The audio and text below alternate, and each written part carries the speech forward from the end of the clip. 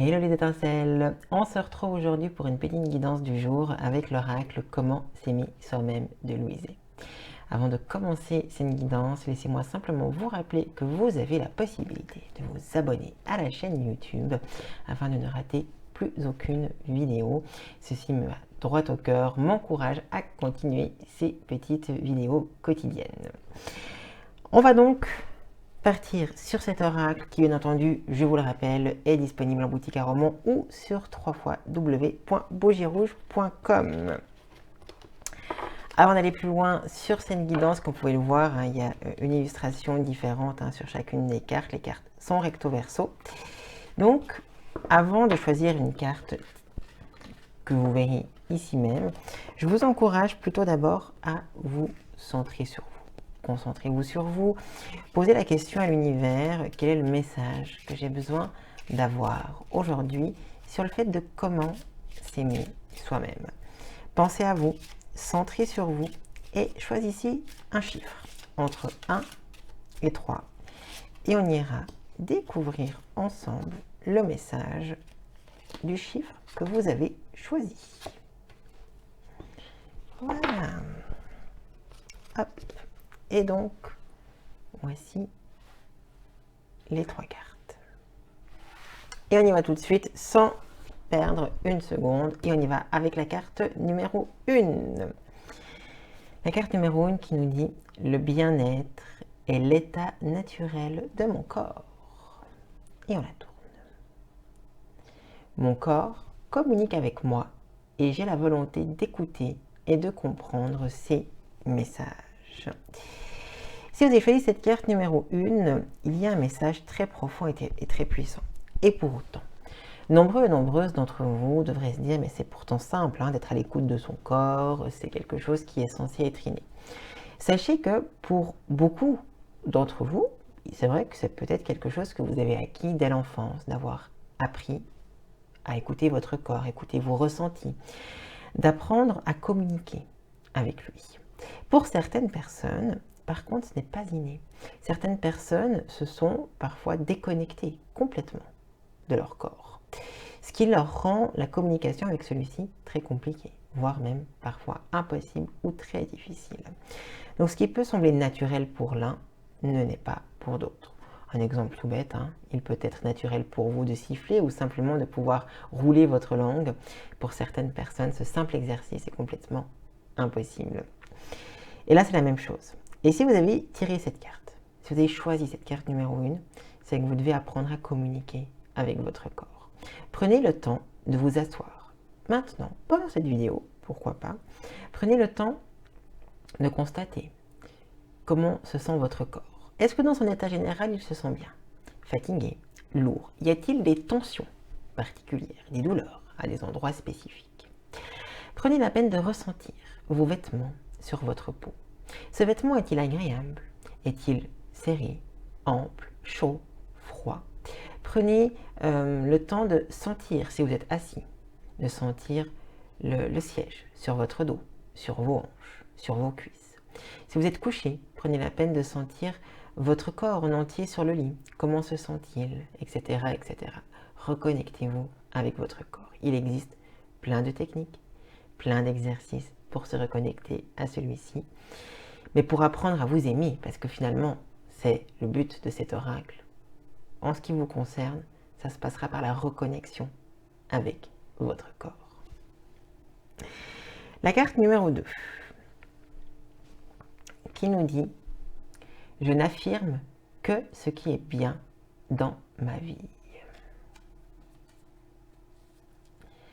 Je suis en harmonie avec tout ce qui m'entoure. Je suis en paix. » J'aime bien cette petite phrase.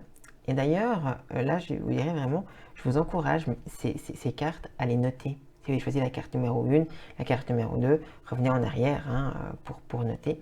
Et faites de ces petites cartes un mantra du jour, voire même de votre semaine. Je suis en harmonie avec tout ce qui m'entoure. Je suis en paix. Et pour vous donner ceci, donc je n'affirme que ce qui est bien dans ma vie. Si vous avez choisi finalement cette carte numéro 2, il y a un petit peu besoin, il peut y avoir plusieurs messages, hein, besoin d'épurer, de limiter, de se dire, voilà, qu'est-ce que j'ai besoin dans ma vie?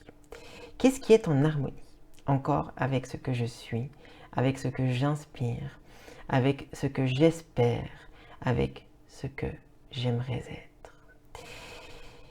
Donc, entourez-vous de ce qui vous inspire. Faites le vide. Vous aimeriez, vous savez, il y a beaucoup de choses dans la vie, on est comme ça. Par exemple, regardez par exemple, le style de déco que vous aimeriez avoir chez vous. Chez les gens, vous allez peut-être apprécier le fait qu'il y ait soit beaucoup d'objets, soit très peu d'objets, soit un style de déco particulier, etc., etc. Et vous faites le contraire chez vous. Par exemple, vous aimez des décos très épurés, très simples, minimalistes, qui est relativement à la mode, cependant aujourd'hui. Et chez vous, c'est tout le contraire. Vous avez énormément de meubles, des meubles très lourds, énormément d'objets qui s'agglutinent du coup sur chacun de ces meubles, etc. Prenez conscience que pourquoi vous ne vous aimez pas, pourquoi il y a cette difficulté à être bien avec soi-même, parce que vous n'êtes pas en harmonie avec les éléments qui vous entourent. Et simplement te dire, ok, il faut que je fasse ce travail, il faut que j'épure mon intérieur, il faut que je change ceci, il faut que je sois bien avec cela, simplement vous allez créer une harmonie et donc vous vous sentirez beaucoup mieux. Idem avec le côté physique. Finalement, où on va pouvoir se dire, voilà, ah, j'adorerais avoir les cheveux de telle couleur, j'adorerais me maquiller de telle façon, j'adorerais apporter tels habits, j'adorerais avoir tel physique, finalement. Et c'est l'harmonie vers laquelle vous inspirez. Et le seul moyen d'y arriver, c'est de s'entourer de choses qui vous amènent dans cette harmonie. Si vous adoriez porter du vert, voilà, par exemple, voilà, comme beaucoup d'entre vous l'auront constaté, j'adore le vert.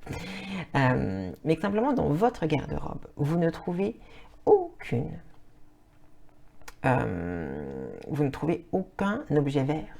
Mais la problématique, c'est que comment voulez-vous vous entourer de vert si vous-même, vous n'êtes pas dans votre garde-robe? Et vous allez me dire, oui, mais c'est compliqué de trouver, moi j'aimerais telle couleur, il n'y a pas dans ma taille, il n'y a pas dans telle matière, etc. C'est vrai, mais finalement, il y a toujours moyen de trouver des compromis. Pour la petite anecdote toute simple, je n'ai jamais trouvé de chaussettes vertes. J'ai fini donc par les tricoter moi-même, et maintenant, je suis tout content d'avoir des chaussettes vertes finalement. Donc il y a moyen, il faut trouver une solution, il faut trouver une astuce, il faut faire des recherches. Mais il faut s'entourer, si vous avez choisi cette carte numéro 2, entourez-vous de ce qui crée de l'harmonie, ou de l'appel de l'harmonie que vous avez en vous. La carte numéro 3, qui est celle-ci. Tout ce dont j'ai besoin vient à moi au meilleur moment. Comme ceci. Je me détends et je profite de la vie. Je sais que tout ce que j'ai besoin de savoir se manifeste au meilleur moment et au meilleur endroit. C'est un petit message extrêmement simple et pour autant extrêmement puissant qui pourrait vous apprendre énormément de choses sur la vie et sur vous-même. Je suis partisan. Ma croyance étant celle-ci, ce n'est que la mienne, hein, je veux dire, elle ne fait en aucun cas office de vérité absolue et rien sur cette chaîne ne fait office de vérité absolue d'ailleurs. Je suis partisan que tout est juste, que tout arrive au bon moment et que même ce qu'on estime être négatif, ce qu'on n'aime pas, ce qu'on n'aurait pas voulu ou ce qui nous déplaît arrive continuellement et constamment au bon moment. Parce que ça nous fait grandir, parce que c'est ce dont on avait besoin, parce que c'est une compréhension de vie qui nous permet d'avancer. Quoi qu'il en soit, clairement, tout est toujours juste. Est-ce que cependant ça fait tout et toujours du bien? Est-ce que ça veut dire qu'on est tout le temps content de ce qui nous arrive? Non. Mais des fois, on veut quelque chose. Voilà. J'aimerais ce travail. Je veux ce travail. Et on se dit, mais c'est pas possible. Je n'arrive pas à obtenir le poste que je veux. Et du coup, la réaction humaine et naturelle serait de se positionner en tant que victime. Légitime. Je veux dire, vous avez le sentiment de vous battre pour quelque chose, d'essayer tant bien que mal d'obtenir ou d'arriver à votre objectif et constamment. C'est quelqu'un d'autre qui a le travail. C'est quelque chose qui fait que hop, on vous passe encore sous le nez, etc., etc., etc. Je comprends, il est assez légitime de croire et de se dire, enfin finalement, on m'en veut. Ben oui, moi je trouve que c'est assez légitime de penser ceci. Mais et si on se disait autre chose? Et si on sortait de cette victimisation puis de se dire, et si c'était juste pas le bon moment? Alors oui, l'humain en moi, l'ego en moi n'est pas content, parce que non, moi je veux tout de suite. Et moi le premier, attention, hein. Quand il y a quelque chose, j'aime l'avoir quand je veux. Mais de se dire, et si finalement je ne l'ai pas maintenant? Est-ce que c'est parce que j'ai encore quelque chose d'autre à apprendre, une autre expérience à faire, et que le moment venu, les portes s'ouvriront?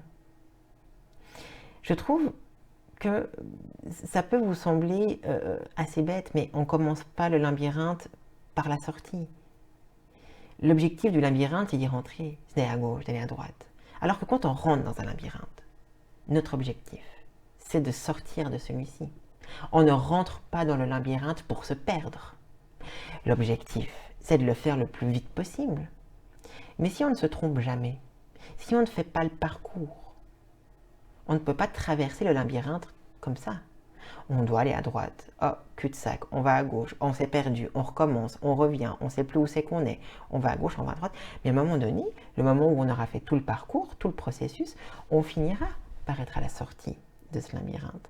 Mais je trouve que bien trop souvent, on néglige ou on oublie l'importance très claire et le plaisir de tout le processus que nous propose le labyrinthe.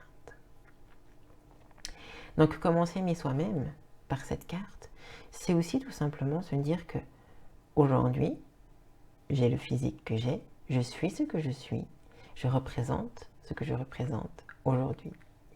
Et demain, eh ben, je vais évoluer vers autre chose. Demain, j'obtiendrai quelque chose qui me rassurera, une compétence, un aspect physique, ou qu'importe, qui me permettra de me connecter à moi et de me dire, ah voilà, aujourd'hui je peux m'aimer. Mais aimez déjà ce que vous êtes aujourd'hui pour pouvoir aimer ce que vous serez. Aimez le processus du labyrinthe. N'aimez pas que la sortie du labyrinthe. N'aimez pas que l'entrée du labyrinthe.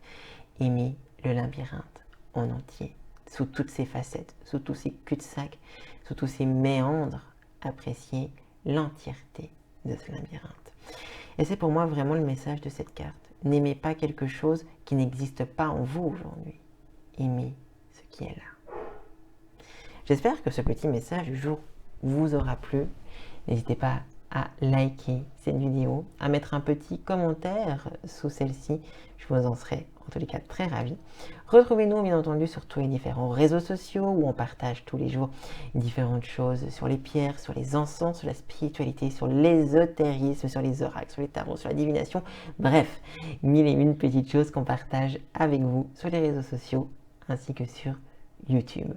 En souhaitant que cette vidéo vous aura plu et au plaisir de vous retrouver en boutique à Romont ou pour une commande sur www.bougirouge.com. Toute belle journée à tous.